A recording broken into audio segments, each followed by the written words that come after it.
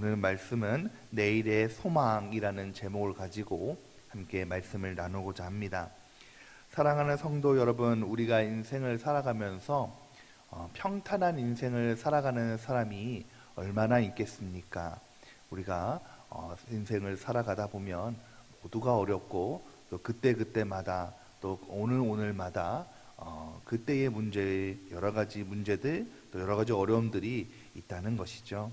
근데 여러분, 똑같이 어려움과 문제 가운데 있는 오늘을 살아가고 있는 사람 가운데 어떤 사람은 웃음을 잃지 않고 또 내일의 소망을 가지고 살아가는 사람이 있는 반면에 어떤 사람은 낭망하고 또 불평하고 문제 가운데 갇혀서 답답해하면서 살아간다는 것이죠. 사랑하는 성도 여러분, 바라기는 우리는 오늘 문제 가운데 불평하고 원망하는 삶을 살아가는 것이 아니라 내일의 소망을 가지고 살아가는 은혜의 사람 되기를 주님의 이름으로 축원드립니다. 그렇다면 여러분, 은혜의 소망, 내일의 소망을 가지고 살아가기 위해서는 어떻게 살아가야 할까요? 오늘 말씀을 통해서 함께 살펴보고자 합니다. 우리 17절 말씀을 다시 한번 읽어보겠습니다. 17절입니다. 비록 무화과 나무가 무성하지 못하며 포도나무에 열매가 없으며 감람나무에 소출이 없으며 밭에 먹을 것이 없으며 우리의 양이 없으며 외양간에 소가 없을지라도. 아멘. 우리가 내일의 소망을 가지고 살아가기 위해서는 첫 번째는 오늘을 넘어서 미래를 보는 믿음이 필요하다는 것이죠. 여러분, 오늘 우리가 읽은 말씀은 참 유명한 말씀입니다. 우리의 찬양으로도 있을 정도로 아주 유명한 말씀인데요.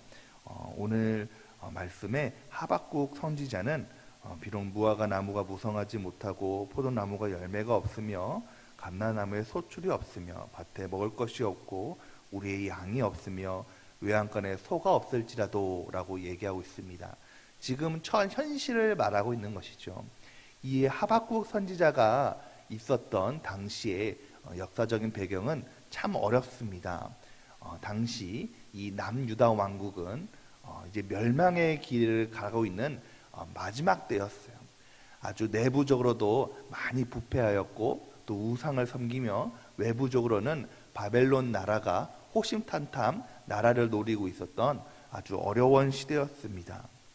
한마디로 말해서 이 현실은 얘기했던 것처럼 17절 말씀에 고백했던 것처럼 아무것도 없었다는 것입니다. 희망이 없었다는 것이죠. 소망이 없었다는 것입니다. 사람들은 하루하루에 오늘의 어려움으로 낙심하며 살아갑니다. 절망합니다. 아무런 나라에 소망이 없습니다. 그러나 이 하박국 선지자에게 주신 하나님의 말씀을 통해서 하박국은 전혀 다른 말씀을 얘기하고 있다는 것이죠.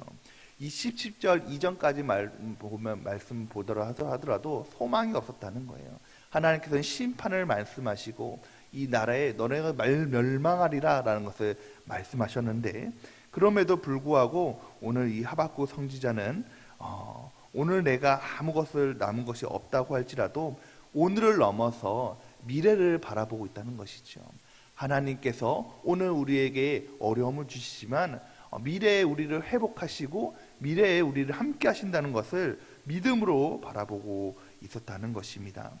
하박국 선지자는 비록 오늘을 통해서 믿음이 흔들려지거나 오늘 나에게 어려움을 통해서 넘어지거나 절망하지 않았다는 것이죠. 여러분, 하박국 선지자는 오늘을 통해서 낭망하는 것이 아니라 미래의 믿음을 보면서 절망을 희망으로 바꾸어 주시는 하나님을 바라보았다는 것입니다. 사랑하는 성도 여러분, 우리가 참 유례 없는 이 코로나 바이러스를 통해서 어려움으로 살아가고 있습니다. 참 답답하고 힘든 상황에 살아가고 있죠. 우리 손에 그럼에도 불구하고 여러 가지 경제적인 어려움, 또 우리 얼마 있으면 추석인데 추석이 다가온데도 불구하고 모이기도 힘든 이 상황, 또 예배조차 마음대로 되지 못하는 이 답답함 속에서 그럼에도 불구하고 우리는 미래를 보는 믿음이 필요하다는 것입니다. 여러분, 이 어려움 속에서 믿음의 눈을 가졌던 하박국 선지자처럼 하나님께서 우리에게 열어주실 미래를 우리는 바라보아야 된다는 것이죠. 히브리서에서 11장 1절 말씀해 보면 믿음은 바라는 것들의 실상이다 라고 우리에게 말씀하고 계십니다. 여러분, 비록 오늘은 답답하고 오늘은 우리에게 문제가 있고 오늘은 우리에게 부족하지만 분명한 것은 하나님께서 우리에게 예비한 것이 있고 하나님께서 우리에게 분명한 풍요로운 미래를 우리에게 준비하셨다는 것입니다. 그 미래를 바라보시고 우리에게 베풀어 주실 더 큰 은혜를 사모하시면서 살아가시는 저와 여러분이 되시기를 예수님의 이름으로 축원드립니다. 여러분, 우리가 방금 불렀던 찬양, 이 눈에 아무것도 아무 증거 아니 배어도, 또 이 귀에 아무 소리 아니 들려도, 여러분, 우리의 믿음만을 가지고 또 하나님을 찬양하며 약속 위에 서시는 저 여러분이 되시기를 예수님의 이름으로 축원드립니다. 믿음의 소망으로 살아가기 위해서는 두 번째는 하나님을 바라보고 살겠다는 다짐이 필요하다는 것이죠. 우리 18절 말씀을 함께 읽겠습니다. 18절 말씀입니다. 나는 여호와로 말미암아 즐거워하며 나의 구원의 하나님으로 말미암아 기뻐하리로다. 말씀해 보면 오늘 하박국 선지자는 비록 아무것도 없었어요. 경제적인 아무것도 없었고 소망도 없었고 희망도 없었고 이 오늘을 풀어나갈 문제의 실마리를 도저히 보이지 않았다는 것입니다. 그럴 때에 이 하박국 선지자는 하나님을 바라보았다는 것이죠. 아무것도 없는데, 여러분, 내 손에 아무것도 없는데, 오늘 문제가 있는데, 오늘 힘든 것들이 있는데 기뻐할 사람이 얼마나 되겠습니까? 근데 오늘 하박국 선지자는 그럼에도 불구하고 오늘을 살아갈 기쁨을 하나님을 통해서 찾았다는 것입니다. 세상의 여러 가지 조건들, 세상의 여러 가지 물질들, 여러 가지 명예들을 통해서 기쁨을 찾는 것이 아니라, 소망을 찾는 것이 아니라, 오늘 하박국 선지자를 보면 하나님을 통해서, 하나님으로 말미암아 내가 즐거워하고 하나님을 통해서 내가 기뻐하겠다라고 다짐하고 있는 것이죠. 왜 그렇습니까? 여러분, 세상 사람들은 오늘 어려움과 어려운 문제를 통해서 이것을 해결할 만한 실마리를 세상을 통해서 찾습니다. 세상의 물질을 통해서 찾죠. 세상에 힘 있는 사람을 통해서 찾아갑니다. 그런데 하박국 선지자는 결국 그것이 해결의 문제점이 아니라는 것을 알고 있다는 것이죠. 행복의 근원이 아니라는 것을 알았다는 것입니다.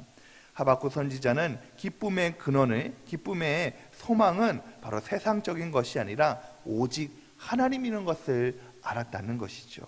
그렇기 때문에 나는 오늘 문제 가운데 너무 어렵고 문제 가운데 답답함이 있고 문제 가운데 소망이 없을지라도 세상을 바라보는 것이 아니라 내가 하나님을 바라볼 때 하나님으로 인하여서 내가 즐거워하고 기뻐하겠다 다짐하고 있는 것입니다. 사랑하는 성도 여러분, 오늘 말씀 속에 내 기쁨은 무엇입니까? 오늘 내가 답답함 가운데, 문제 가운데 살아갈 때에 나의 기쁨은 무엇입니까? 바라기는 우리의 소망과 우리의 기쁨은 바로 세상 여러 가지 것들이 아니라 하나님이 되시기를 예수님의 이름으로 축원드립니다. 여러분, 결국에는 하나님 말씀으로 인해서 우리가 마음속에 평강이 있고 기뻐할 수가 있는 것이죠. 주일 예배 때 담임 목사님께서 이제는 안심하라 라는 제목으로 말씀을 선포하셨습니다. 말씀 가운데 첫 번째 대지가 하나님의 말씀으로 우리가 안심할 수 있다라는 것이었죠. 여러분, 결국에 우리 인생 가운데 여러 가지 문제들이 어려울 때에 하나님으로 말미암아 하나님 때문에 우리가 안심하고 기쁨을 누리게 있음을 믿으시기 바랍니다. 우리 제 맏딸의 지난달에 생일이었어요.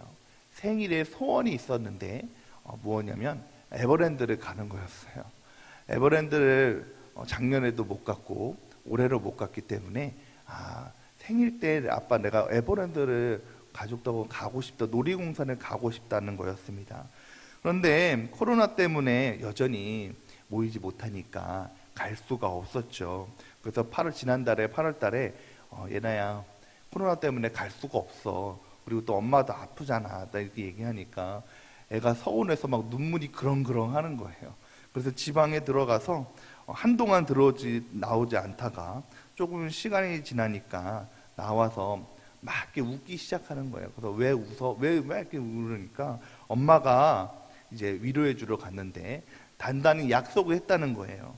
이번에는 어렵지만은 코로나 끝나면 엄마가 에버랜드 2번, 3번 데려갈게 라고 약속을 했기 때문이죠.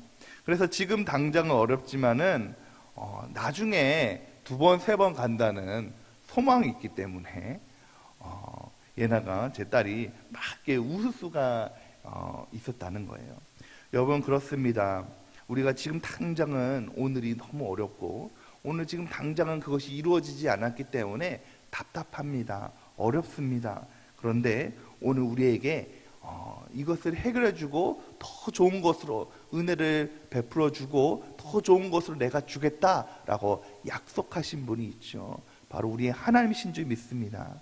하나님께서 오늘의 어려움을 극복하게 하시고 오늘의 내 모든 문제를 풀어주시고 오늘의 내가 힘든 것들을 다 열어주시겠다 분명히 약속하신 줄 믿습니다.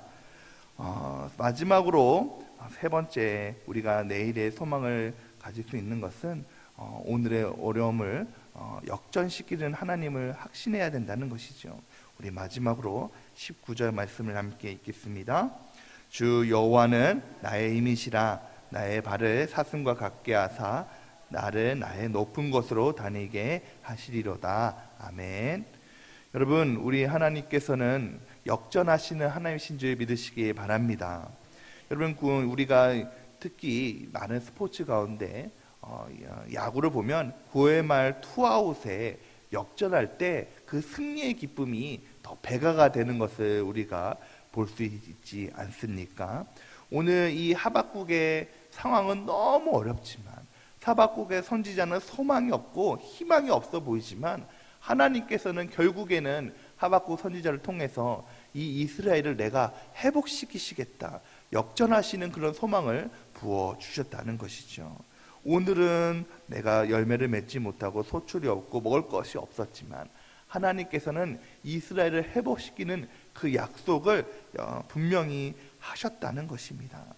사랑하는 성도 여러분, 결국에 우리 인생 가운데 하나님께서 우리의 어려움과 여러 가지 문제들 가운데 있지만 결국에는 우리의 삶을 역전시키는 하나님의 은혜가 우리에게 있는 줄 믿으시기 바랍니다.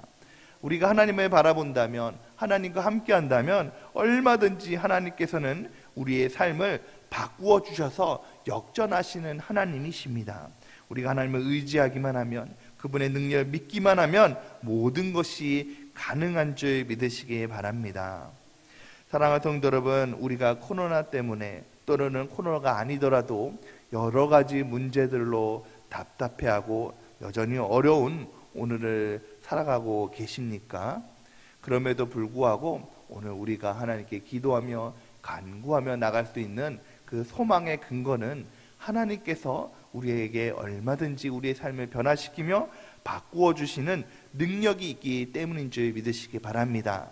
바라기는 오늘 하루 가운데 우리가 오늘 하루도 기도로 하나님께 간구하며 기도로 하나님께 인생의 모든 것을 열며 소망하며 나아갈 때에 하나님께서 우리의 모든 것을 풀어주시고 또 더 좋은 것으로 갚아주시는 내일의 소망이 우리에게 임하기를 주님의 이름으로 축원드립니다. 함께 기도하겠습니다.